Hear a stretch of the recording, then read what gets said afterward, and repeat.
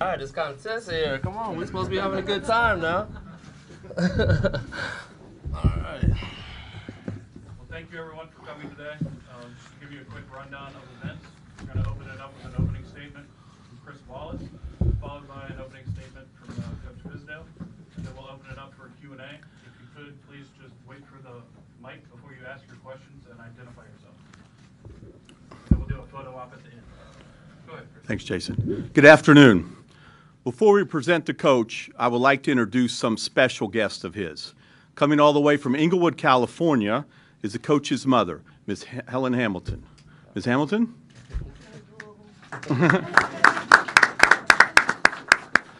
Traveling from Miami are his lovely wife, Natasha Sin Fizdale, and his son, Kyle Jackson. Natasha and Kyle. And out of Chicago, his representative, Brett Just. David possesses an abundance of personal qualities and experiences which make him uniquely prepared to lead the Grizzlies into the future. He was a self-made player who, through his passion for the game and unwavering work ethic, became the floor-leading point guard for a nationally ranked high school team at Fremont High School in Los Angeles. In college, he became an all-West Coast Conference performer at the University of San Diego. Rather than prolong his playing days performing professionally abroad, David knew he wanted to coach the game.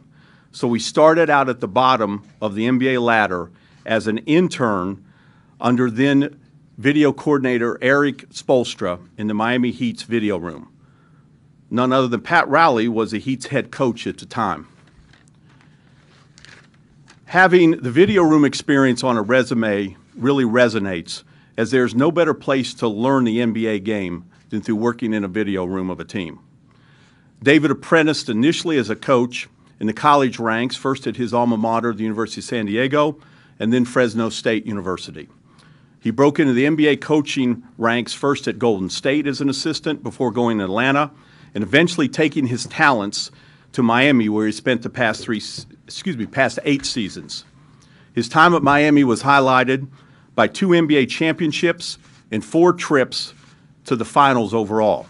He also experienced a 2-season ramp-up prior to the arrival of LeBron James and Chris Bosh, as well as the past 2 seasons when the Heat has retooled after James's departure to Cleveland. So David has a unique perspective forged by a wide variety of basketball experiences and mentors. He has coached and overseen the player development of Hall of Famers, of off-the-bench rotation players, undrafted rookies, and college players you've probably never heard of. Because of his passion for the game and belief in developing the person, not just the player, David has connected and developed players from all talent levels. He worked closely with Eric Spoelstra to revamp the Heat offense after a loss to Dallas in the 2011 finals, which led to 2 straight championships. He is a well-respected tactician with expertise on both the offensive and defensive ends of the floor. He comes from an elite championship program in Miami, where he had major responsibilities in a variety of areas. David brings a championship vision with a detailed plan of how to get the Grizzlies to the next level. Most importantly, he is a high-character individual who will embrace the greater Memphis community. He is a uniquely qualified coach who can lead our team now, tomorrow, and to deep into the future.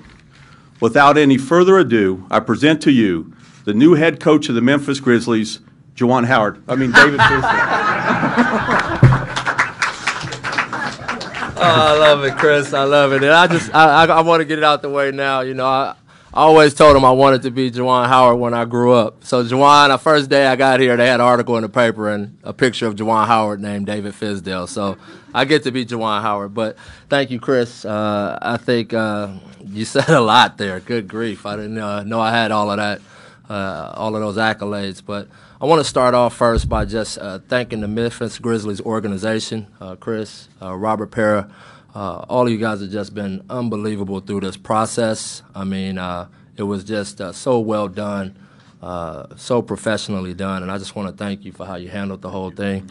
I want to thank my family for making it out. Obviously, these 3 people in front have done more for me as a man and developing me as a man than anyone else in the world. And I just can't thank you enough, my mom, my son, my beautiful wife, Natasha. Thank you guys so much. I love you. A few more thank yous, obviously. Tim Gergovich is a guy who has mentored me forever, one of the greatest assistant coaches this league has ever seen, a guy I'm actually going to vote for the Hall of Fame at some point. I want to thank you, Coach Gerg, for everything you've done for me. Chris Grant, one of my USD alums, has been an unbelievable mentor for me, a person that's always been there for me. Really helped me through this process and making this run after this great job. My bosses, Mike Woodson, out with the Clippers, Eric Musselman, who's in Nevada, Reno, who you guys know already. You guys gave me opportunities that I don't know if I would have gotten with anybody else. You know, you guys didn't even interview me. And I am so indebted to you for what you've done for me and what you continue to do for me. And I just wanted to make sure I recognize those guys. And then finally, my Heat family. Words can't express what we went through over the last 8 years. Not just the guys that's still there, but guys that had to go on to different places, guys like Bird and Mario. The things I share with those guys, I'll remember for the rest of my life. I would not be here if it wasn't for you guys and all of your sacrifices, all of the days where we were in the trench and things were going poorly, but you stuck together and we stuck together and we picked each other up. I'll always remember that. And specifically, obviously, Spo, I think our relationship is well documented. He is a brother to me, a mentor. He has done more for me than anyone. I mean, he is just a spectacular coach and a better human being. And, you know, I love you. You're my guy. And Coach Riley, Andy Ellsberg, the coaching staff, obviously, all of you guys. Love you. I'll miss you. And when we play you, I'm coming after you. You already know that. You know it. And then, you know, my captains over there, I would just like to express, you know, by name to you guys. D. Wade, Chris Bosh, Udonis Haslam. First class, number one. You guys are how you've evolved as men and as players and how easy you made this process for me, the way you've evolved as leaders. I can't be more proud to say that I was a part of that, and you helped me evolve too. You made me a better coach. You made me a better man, a better father, a better husband. You guys have been great, great people in my lives, and I expect that to continue for the rest of my life. Now, those are my thank yous. If I missed anybody, I love you. I had to get that out the way because you don't get to this spot without a lot of help. So I wanted to make sure at least I told those people that. Now, I'm here to win. That's the best way I can put it. I didn't leave Miami and that beautiful beach and all that water and good stuff to come here to lose. I came here to win, and I came here to be a big part of this community, a big part of the people here. I'm going to be out and about, and I'm going to be involved in everything. My wife and I have already been house hunting because we want to get settled in and start getting to work. But the goal is to win a title, no doubt about it. And with the pieces that we have and the pieces that we're going to put together, with us working together in this collaboration, I see no reason why we won't have an opportunity to take that run. With that being said, I want to open it up for questions or whatever we want to do. Thank you. Just raise your hand and we'll get a mic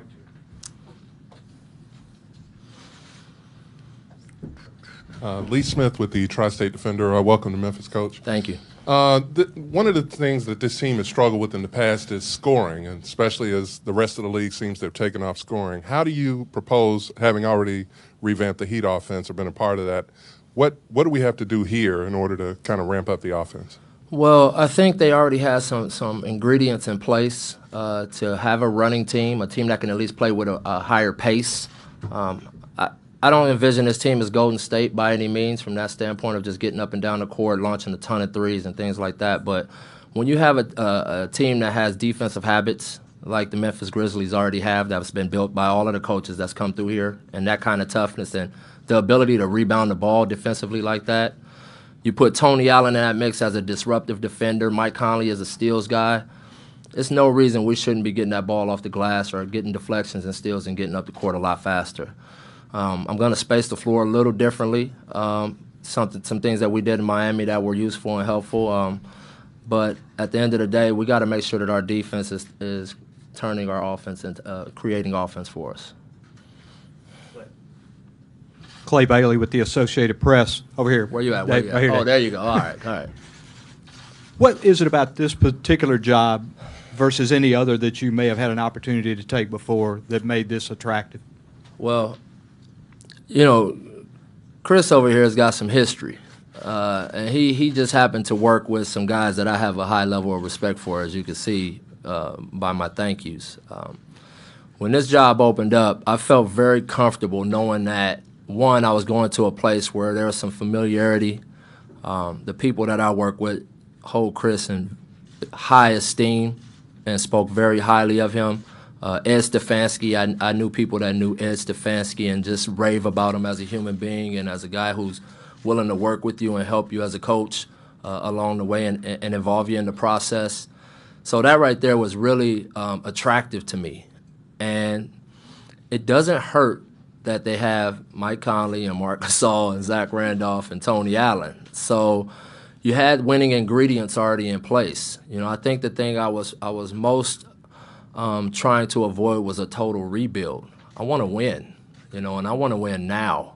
So I wanted to go somewhere where that vision was in place and that they were open to that and willing to work with a coach who was had that as a vision. And I can't tell you enough how the process went. It was like we were finishing each other's sentences, and it was just it was an awesome experience. So it just once I got through with the interview, I was sure of it, that this is where I wanted to start my head coaching career. Rob Fisher, Sports 56. Chris, you mentioned when this process began about having an open mind, and you just felt like talking to candidates, there'd be a moment where you just knew that this was the guy that you wanted to lead the organization going forward. What was that moment for you? When we met him here in Memphis. He was spectacular in the interview. Obviously, interview doesn't tell you everything about an individual. That plus the work we did and the research, I mean, it came up so strong that he was the obvious choice. Ron, go ahead. Coach Fizz, Ron Tillery, Commercial Appeal. Okay. No matter who you talk to, people have a lot of positive things to say about your development as a coach. What would you say about your growth as it relates to having the confidence to become a first-time head coach? Well, when you work with the kind of people I've worked with and at the level that I've been able to coach and learn and study and lose and, you know, make some mistakes and come back again. And when you're in that kind of environment where they just let you grow, you know, and coaches are coaching players, players are coaching coaches. I mean, it's going back and forth. It was really just an incredible environment to grow in. And I think once I hit a certain point, the itch started getting there, and I was just kind of waiting for that right opportunity to hit. A few years ago when we won a couple of titles, I didn't have that itch. I really wanted to see that team through. I mean, because how many opportunities do you have to take a run at multiple titles? You know, I don't care what spot you're in. If you're the head coach or the assistant coach or the ball boy, if you want to be involved in that, you want to be a part of that kind of legacy. And so I wasn't jumping ship too early on that one. I wanted to see how many rings I could rack up and how many situations I can be in. And you know, I think about it after some of the interviews where I didn't think was right for me. I think about some of the experiences I had after that. You know, I ended up winning another ring. I went to another title run. We coached multiple Game 7s. I mean, I just coached through injury. It was just a lot of stuff that I got to experience as a top assistant next to Spo that I wouldn't have gotten if I'd have jumped right into this. So, you know, I feel very confident that I'm ready for this. And for whatever I'm weak at, I'm going to hire guys that are strong at it that can help me because I'm willing to be uncomfortable and I'm willing to grow and listen. So I'm going to take this. I'm going to attack this job. Can I follow up and ask you, do you know who you're going to put in? I'm going to hold that for now, and it's a process that we're going through to build a championship staff. But we're going to be very patient and methodical, and we're going to work closely together on this because I really want input so that we all feel good about this. Hey, Coach, in the center. Hi, Peter. Hey, how are you?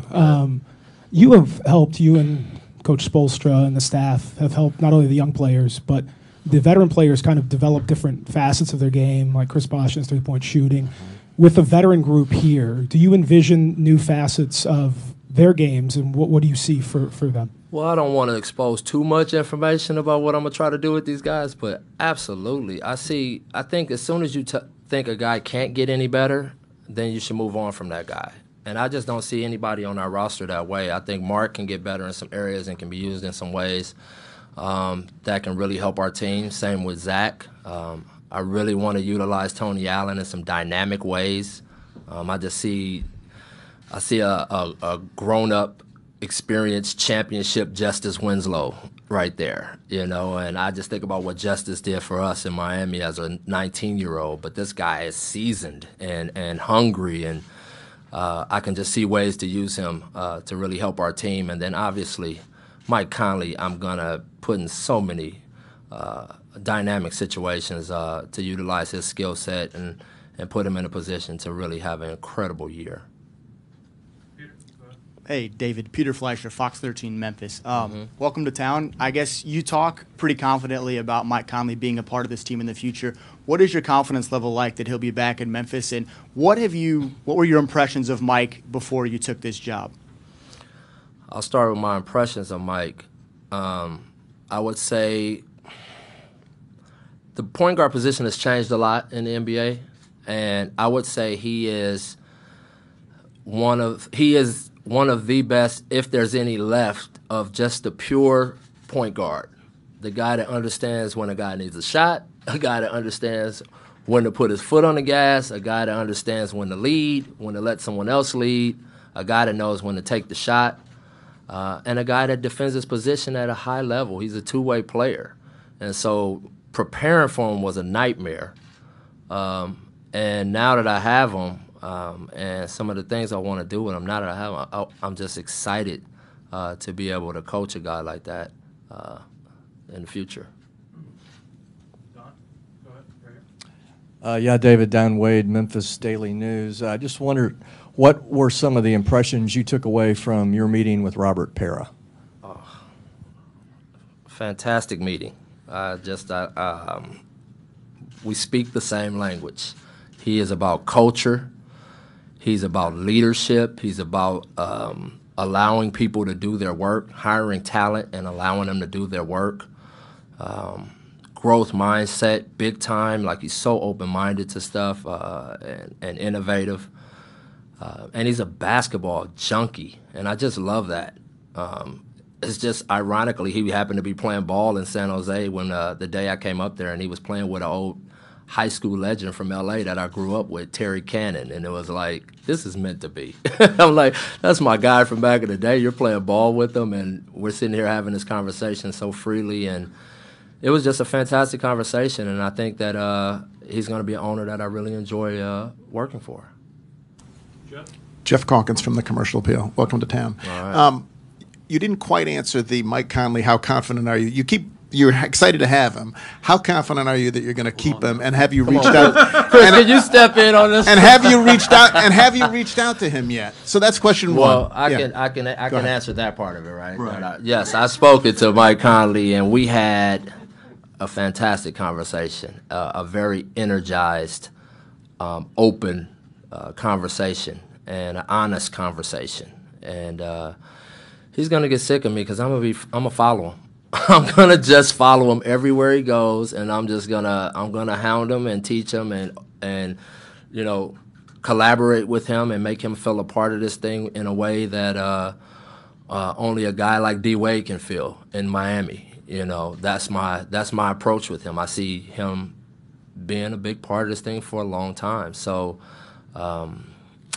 Yeah, I'm gonna keep dodging that other question and let him deal with that. But we're allowed to say, Jeff. Yeah. We obviously want to resign him and going to recruit him vigorously.